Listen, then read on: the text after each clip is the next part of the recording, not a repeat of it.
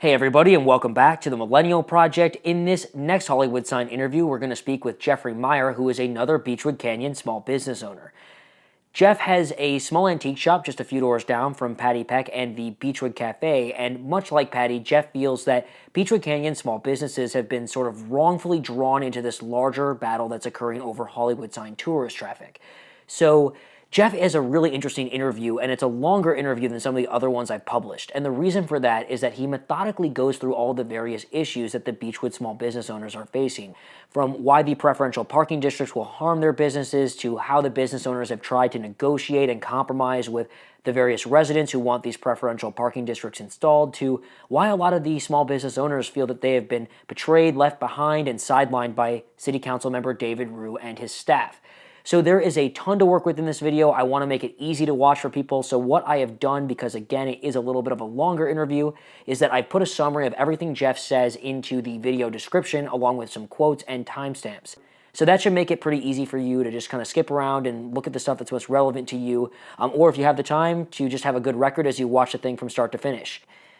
All right, last but not least, if you want to stay up to date with the Millennial Project's latest videos, make sure to subscribe to the show on YouTube or like the page on Facebook. Also, feel free to share what we're doing with your friends, with your neighbors, etc., because the show does travel by word of mouth, so it's always super, super helpful to get supportive shout-outs from our viewers. All right, with all that out of the way, let's dive into our next interview with Jeffrey Meyer.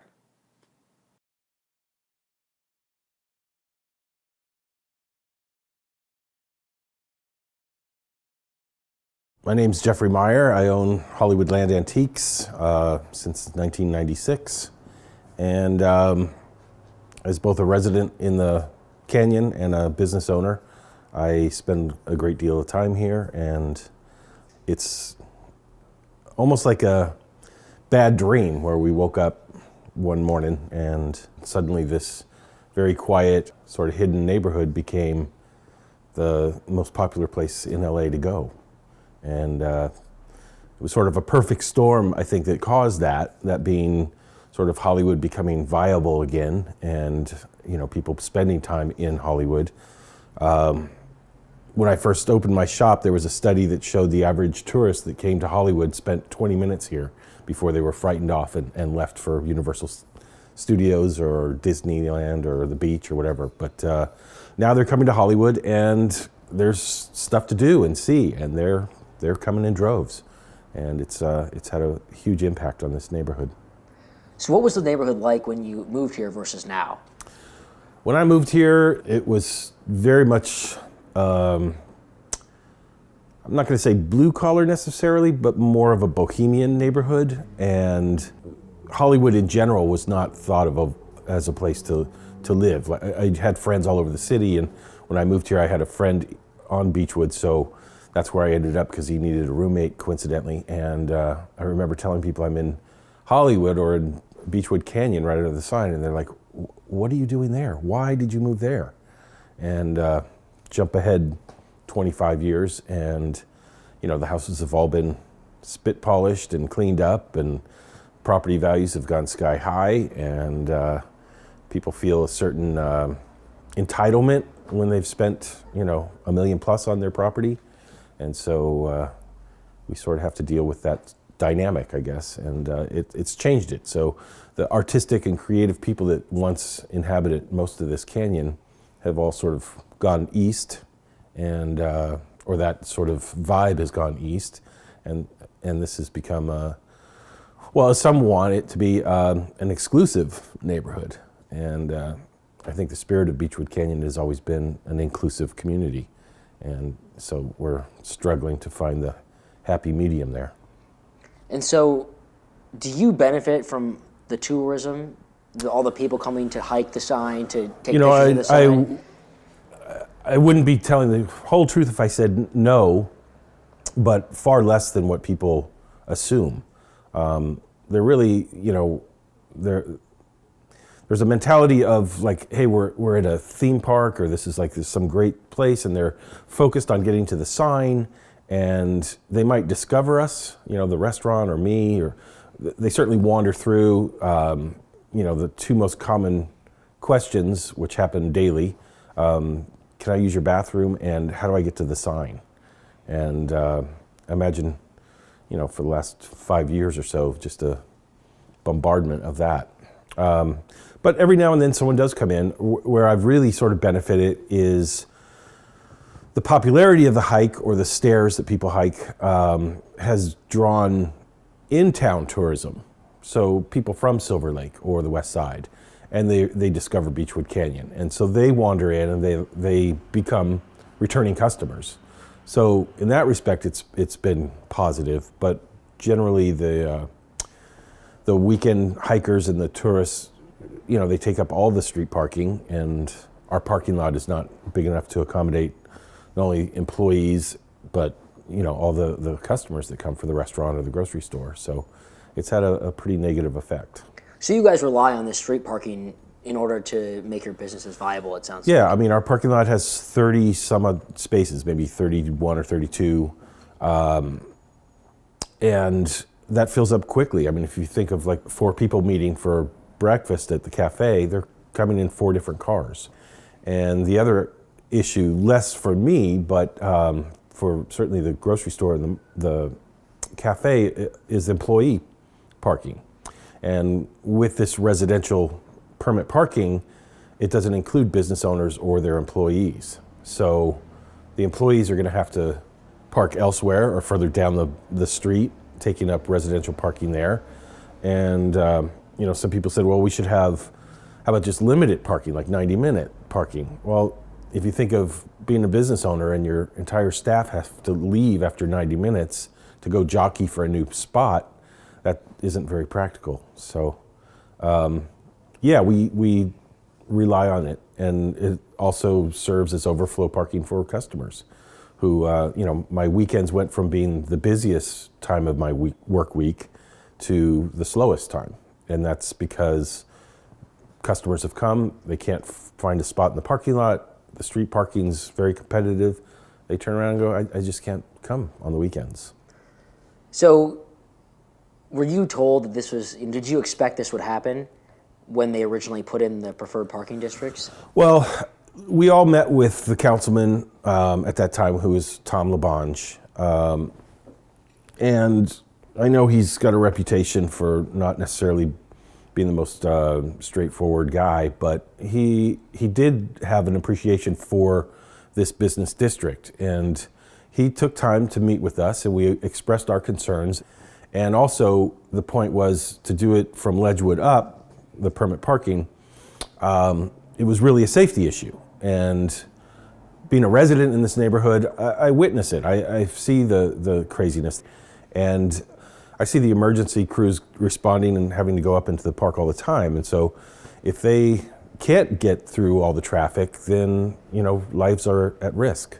So we all agreed that had to happen.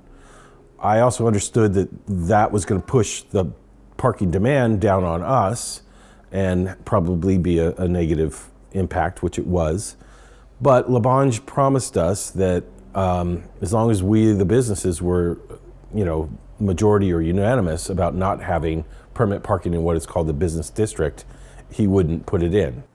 So are you kind of saying that basically this system, yes, it might be a way to deal with some of the tourist problems that are problems for people who live in the neighborhood, but at the same time, the way it's kind of been designed is hurting your business?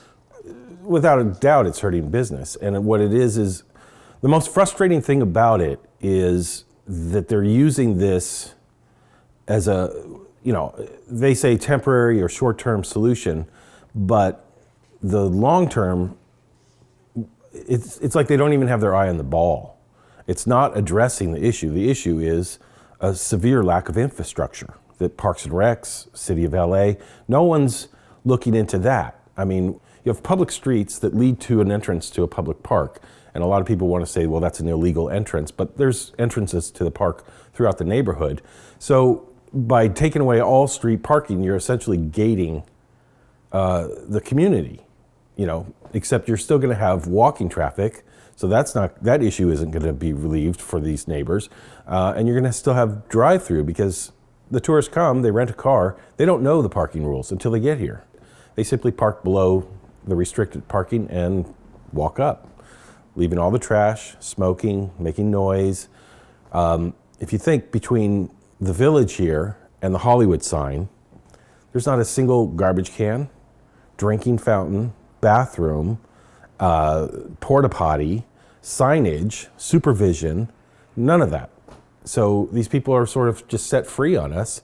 And like I said, they have that theme park mentality that, oh, we just do whatever we're going to do here, and there's someone that's going to come and clean up after us. And then meanwhile, here you are as a business, and the solution that's being offered is not getting rid of the problem, right, but it's also not helping. Well, they've come to us, the residents that wanted the permit parking came to us and wanted to talk about it. And they basically said, here's what we could do. We could do plan A, which is really going to mess up your business. We could do plan B, which is really going to mess up your business. Or we could do plan C, which is really going to mess up your business. Now, why won't you work with us and pick one of those?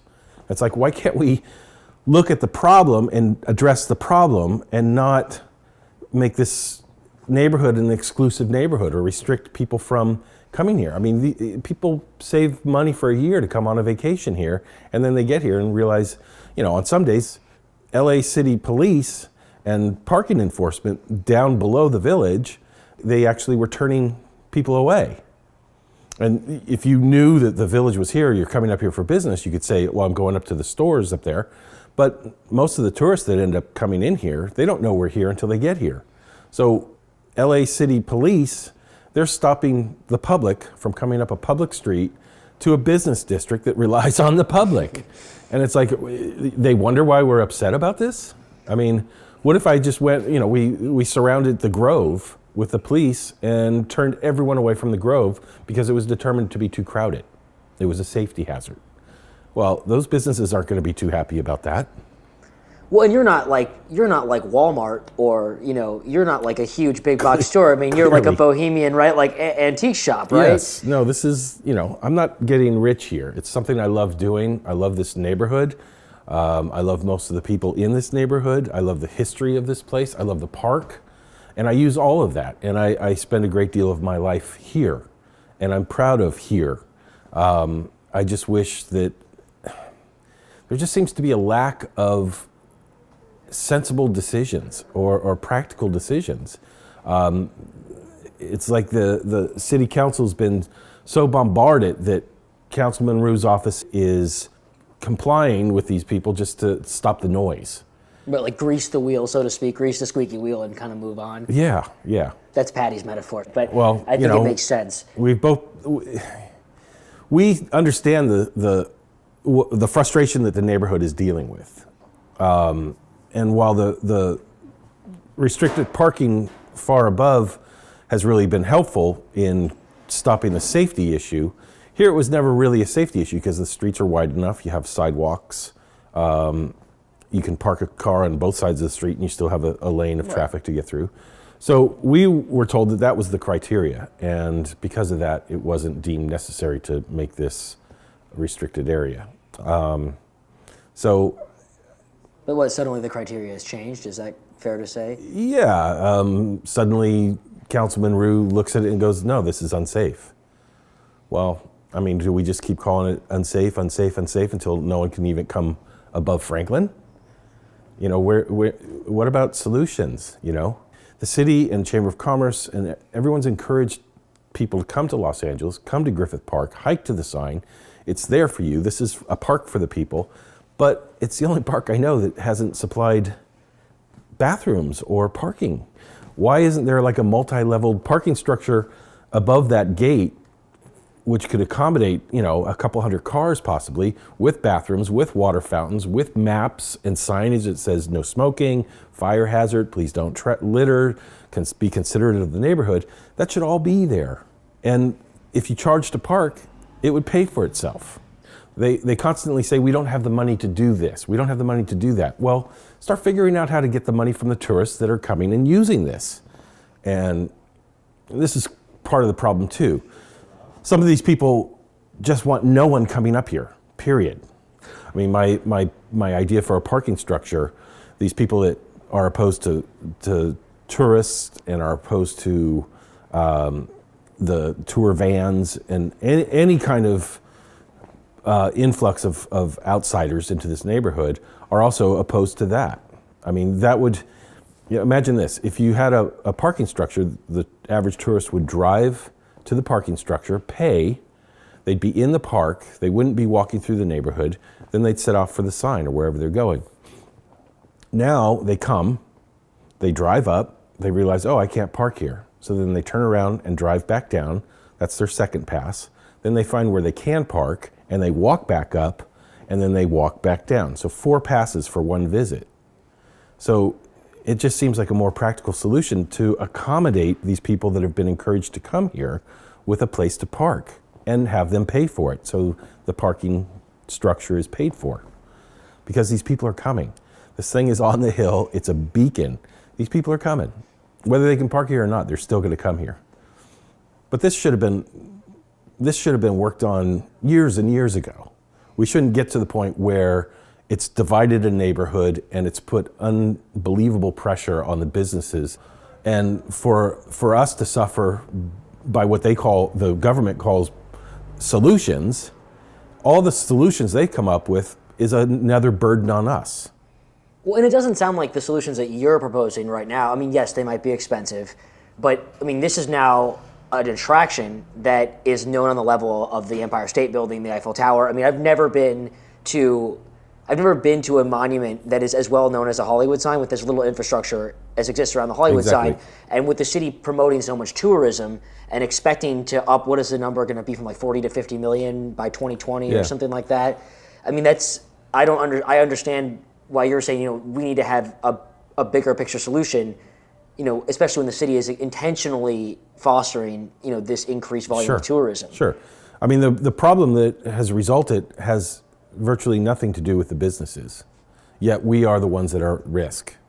And ultimately, these residential people who are frustrated and are imposed upon, and I get it, but they're being inconvenienced for a few hours on Saturday and Sunday. The solutions to resolve their inconvenience, their frustration, is putting us at risk of losing our business. Are the stakes really that high for you? I mean, what do you see? I mean, you're about to see these PPDs be expanded down into this commercial area and potentially further down Beachwood as well in the future. I mean, what does that mean for you as a business owner in the area? I thought as a business owner we would have some influence on the councilman, or our concerns would be taken seriously. So I'm left to the resolve that I'm just going to have to see what happens and then adjust my business accordingly, because our concerns were not addressed whatsoever. So I may have to not be open on weekend mornings until the parking restrictions are, end at the I think 4 o'clock, or I don't know. I just have to. I sort of thought I could be active in coming up with a solution, and we were led to believe that our concerns and our opinions and all that would be a part of the solution, but it's not the case. I mean, I pitched to them. I said, well, you said that you were going to be fair about this, as fair as possible, and no one was going to be 100% happy. But by him making this decision to expand it down to here, he's appeased these homeowners and given us nothing. So my proposal was, why don't we leave Saturday open parking and make Sunday and holidays residential only? That would be an equitable split, I thought. That would be 1/6 of my work week affected in a negative way, as opposed to 1/3 of my work week. So really just for a few hours on Saturday, the residents would be inconvenienced by people parking on the street. Well, it's fascinating to me because you're sitting here and you're like trying to workshop a solution, and you're like, well, I mean, I'll take a hit on my business like 1 out of 6 days a week. It's a position that you would never expect a small business owner, which is like in politics is supposed to be like the gold standard. Everyone's always talking about small business and the middle class. Right. It's just, again, amazing to me that as a small business owner, you've been put in the position where you're now trying to mitigate an issue that's a citywide issue, and you're like even willing to take a hit for the neighborhood, and that's interesting to me. The other frustrating thing is that Councilman Ryu's office said, think of solutions, think of compromises, think of what we could do. Well, I'm not a city planner. You can bring me your 100-year-old watch and I'll take it apart, clean it, put it back together, and it'll work. I'm not a city planner. I'm not a politician. And yet, my solutions, in my mind, are far more practical and addressing the issue than anything they're coming up with. And it's just frustrating. So when I proposed that compromise, they said, well, why didn't you bring that up at our last meeting? I said, because I hadn't thought of it until just recently. And the meeting that they were referring to was a sort of ice-breaking meeting that they called for, the councilman's office called for, and we met down at one of the restaurants on the Strip, and it was supposed to bridge the gap from what had gone on previously with some very sort of toxic encounters with some of the more adamant homeowners. And it got so bad that we just didn't want to communicate with him anymore because, who wants to be screamed at?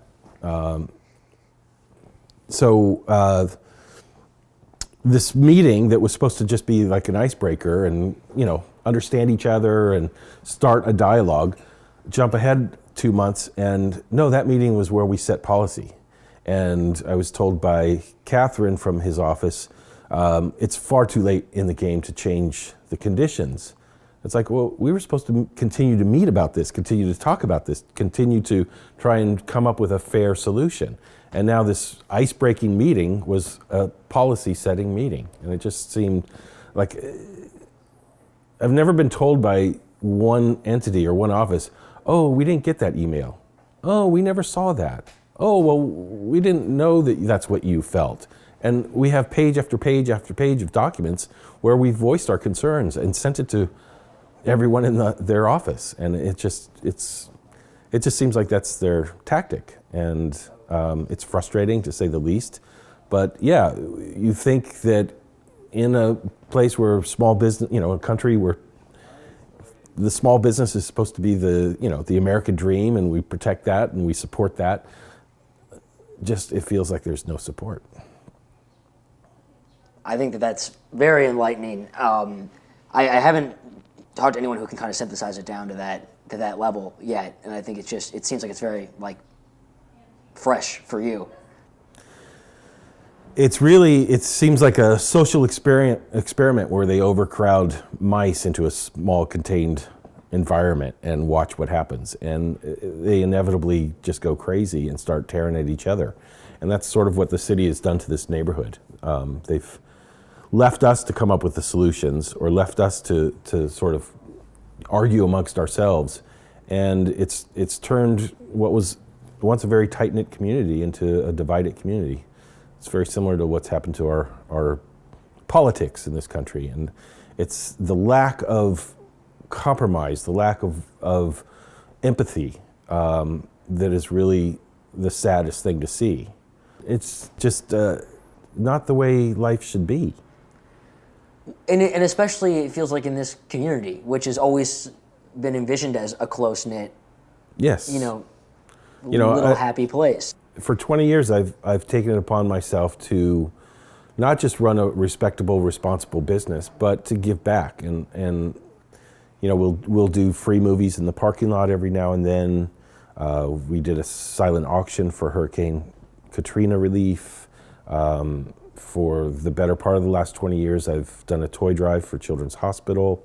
We did fundraising events for pediatric brain cancer research. A friend and customer of mine who is LAPD, his daughter was afflicted, and it was for her foundation.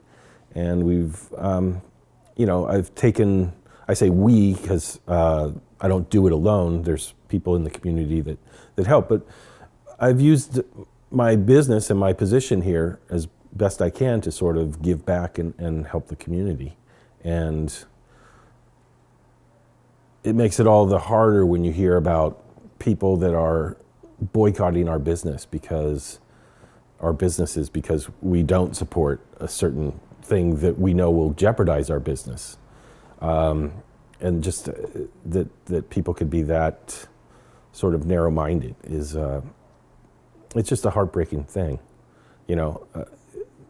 it's impossible to get everyone to agree on every level, but there is the long-standing thing, let's just agree to disagree and try and find a positive solution. And we as the businesses, while we were adamant about not having this turn into residential parking, and we were told it never would happen, we've certainly been willing to sit down and come to some compromise. But whatever we're offering doesn't seem to be good enough for these. It's a small core of people. It's not the majority, I would say, but they are the most vocal and the loudest, and they have a lot of influence apparently. So I don't know. I ultimately would like to see the dust settle from all this, and have like real solutions so that the tourists and hikers can still enjoy the park that is there for them, and the residents get some sense of peace and relief from this insanity, and that we're allowed to continue to grow our businesses and do our business. I don't know how far off that is or if it's ever going to happen.